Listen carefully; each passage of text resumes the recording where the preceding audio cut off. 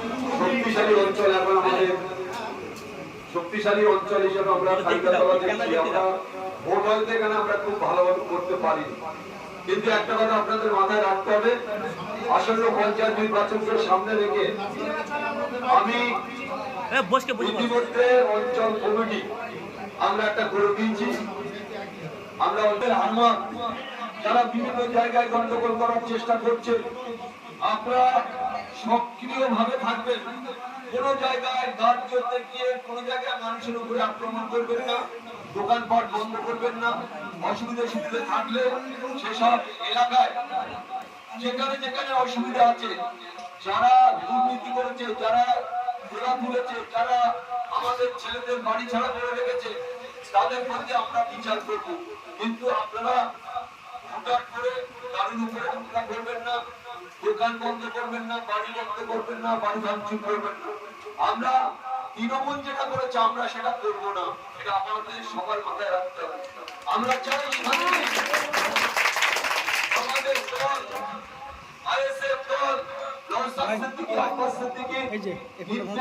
তাদের আদেশ একটার পর একটা অত্যাচার করেছে, আমরা তাদের চিহ্নিত করুন যে তারা যদি এলাকায় এসে অশান্তি করার চেষ্টা করে কোনোভাবে তাদের রেহাত করা হবে না। এখন থেকে যারা যারা অত্যাচার করেছে, যারা জুলুম করেছে, যারা জমি দখল, বাড়ি দখল, মাটি লুট করেছে, তাদের চিহ্নিত করুন। তারা আমরা দলগত ভাবে একটা কথা বলি,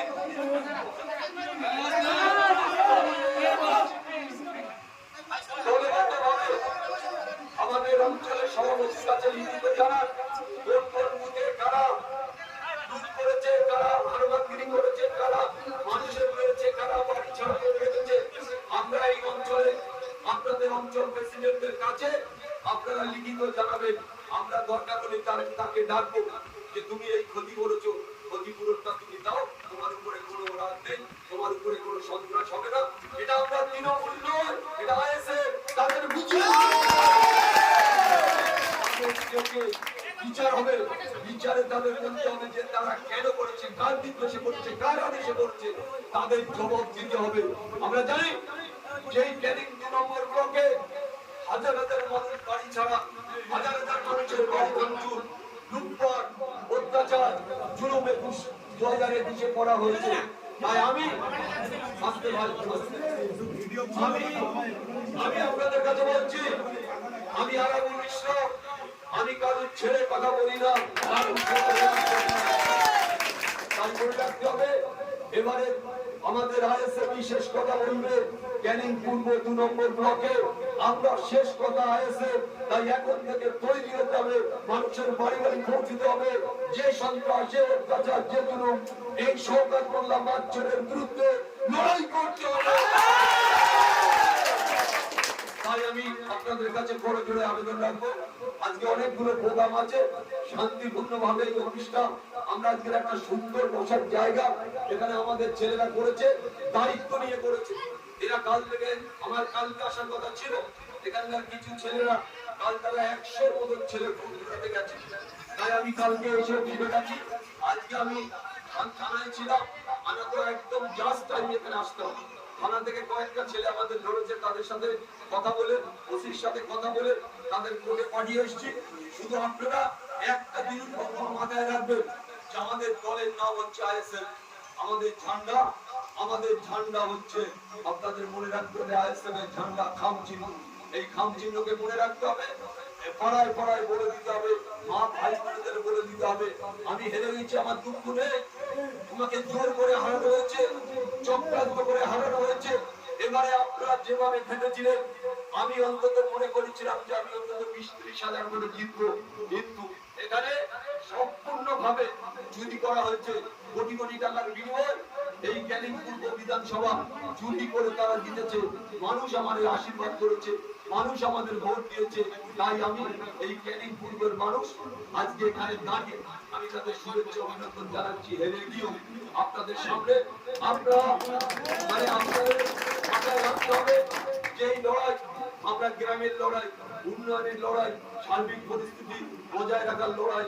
আপনার বুঝতে বুঝতে যদি বুথগুলো আপনারা জিততে পারেন, তাহলে দেখবেন এই যারা হারবে তারা আর এই ক্যানিং করতে দাঁড়াতে পারবে না। কিছু কিছু জায়গায় শুনছি গন্ডগোল করছে, আমি সেখানে যাব, দল দল আমরা যাব, আমরা সেখানকার মানুষের কাছে আবেদন করবো যে তারা এখানে চক্রান্ত করছে। কিছু নতুন আইএসএফ, এই নতুন তৃণমূল বিজেপির সাথে হাত মিলিয়ে আমাদের ছেলেদের উপর আক্রমণ করার চেষ্টা করছে। আমরা কিন্তু ছেড়ে কথা বলবো না, আমরা কোনোভাবে ছেড়ে কথা বলবো না। যারা চক্রান্ত করছে, যারা আমাদের ছেলেদের উপর আক্রমণ করার চেষ্টা করছে, এখানে বিজেপি হাত ধরে মনে করছে তৃণমূলটা আবার পরবর্তীতে ফিরবে। তৃণমূলে গোবর হয়েছে, রাখতে হবে যেটা তৃণমূল দল না, এটা আইএসএফ দল। শান্তি বজায় রেখে সার্বিক উন্নয়নের স্বার্থে আমরা মানুষের জন্য লড়াই করবো, আমরা মানুষের জন্য লড়াই করবো। কিন্তু যারা দেখতে হবে তারা যে ক্ষতি করেছে, ক্ষতি করে তাদের কোন রকম কনসিডার নেই। কিন্তু দয়া করে আমরা দোকানপাট বন্ধ এটা সেটা করবেন না। যা করবেন আমার সাথে কথা বলবেন, আমাদের অঞ্চল সভাপতি আছেন তার সাথে কথা বলবেন। যেখানে যে অসুবিধে আমরা সেখানে আসবো, আপনাদের নিয়ে কথা বলবো, আপনাদের নিয়ে সবকিছু এলাকার সার্বিক পরিস্থিতি নিয়ে কথা বলবো। তাই সবাইকে